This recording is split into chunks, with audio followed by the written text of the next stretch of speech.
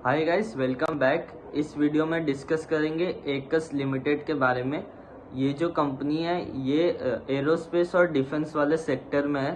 तो इस कंपनी के ना टोटल 2 प्रोडक्ट सेगमेंट्स हैं। सबसे पहला ये जो प्रोडक्ट्स मैन्युफैक्चर करते हैं वो एरोस्पेस के लिए मैन्युफैक्चर करते हैं। तो ये वाला जो सेगमेंट है ये लगभग 80% कंट्रीब्यूट करता है टू द टोटल रेवेन्यू। और जो दूसरा वाला सेगमेंट है वो है आपका कंज्यूमर सेगमेंट, जो कि लगभग 20% कंट्रीब्यूट करता है टू द टोटल रेवेन्यू। अब एरोस्पेस वाले सेगमेंट की बात करें तो ये लोग क्या करते हैं, जो भी एयरप्लेन्स होते हैं, एयरक्राफ्ट्स होते हैं, उनके लिए इंजन सिस्टम्स, फिर ब्रेकिंग सिस्टम्स, ये सारी चीज़ें मैन्युफैक्चर करके उनको देते हैं। तो ये वाला जो सेगमेंट है ये ग्रो करा है by around 40% in Q1 of FY27। और जो इनका कंज्यूमर वाला सेगमेंट है इसमें ये लोग जो भी कंज्यूमर प्रोडक्ट्स होते हैं वो मैन्युफैक्चर करते हैं, जैसे कि आपके वाटर प्योरीफायर्स हो गए और कुछ मीटर्स वगैरह, वो सारी चीज़ें, कंप्यूटर के पार्ट्स, वो सब ये लोग कंज्यूमर सेगमेंट के अंडर मैन्युफैक्चर करते हैं। और ये जो सेगमेंट है ये सेगमेंट लगभग 100% से भी ज़्यादा की रेट से ग्रो कर रहा है इस क्वार्टर में, है ना। तो इन दोनों सेगमेंट के ग्रोथ के बदौलत पूरा कंपनी जो है वो लगभग 55% से ग्रो कर रहा है इस क्वार्टर में।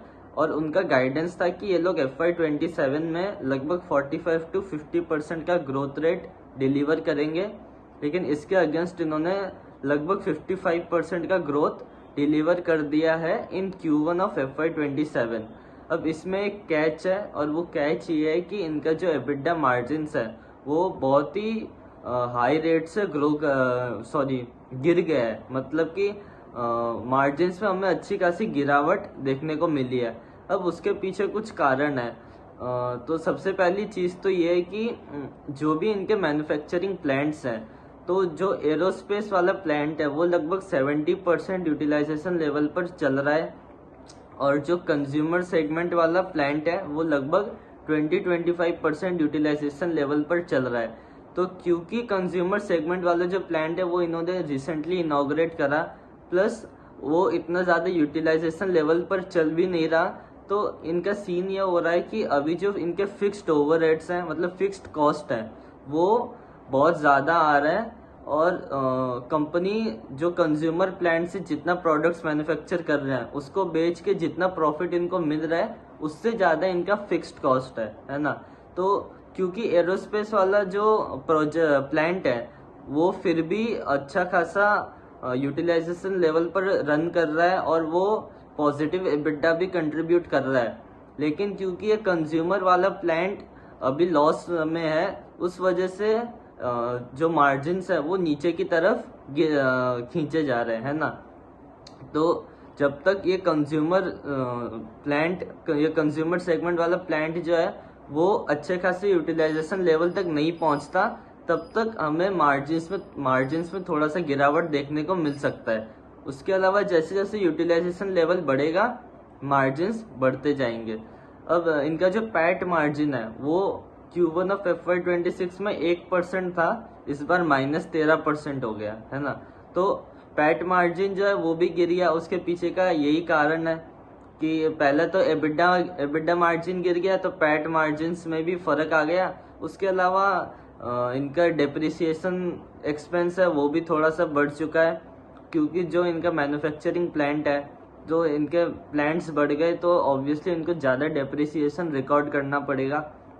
उसके अलावा इनके फाइनेंस कॉस्ट भी बढ़ गए हैं, क्योंकि जो न्यू प्लांट इन्होंने सेटअप करा उसके लिए इन्होंने डेट रेस करा था। तो ये सारी चीज़ों की वजह से जो इनका पैट मार्जिन है वो नीचे की तरफ जा चुका है। अब दूसरी चीज़ ये है कि जो भी, जैसे इनका कहना है कि H1 ऑफ FY28 तक हम लोग जो है ब्रेक इवन तक जाएंगे, मतलब पैट ब्रेक इवन तक जाएंगे। मतलब कि आप मान लो ये जो कंज्यूमर सेगमेंट वाला प्लांट है ये इसका यूटिलाइजेशन लेवल धीरे धीरे बढ़ता रहेगा, और FY28 का पहला हाफ खत्म होने के बाद ये लोग पैट ब्रेक इवन तक पहुंचेंगे, मतलब कि तब तक आप ये एक्सपेक्ट कर लो कि ये लोग लॉस मेकिंग ही रहेंगे, ये लोग लॉस मेकिंग कंपनी ही रहेंगे।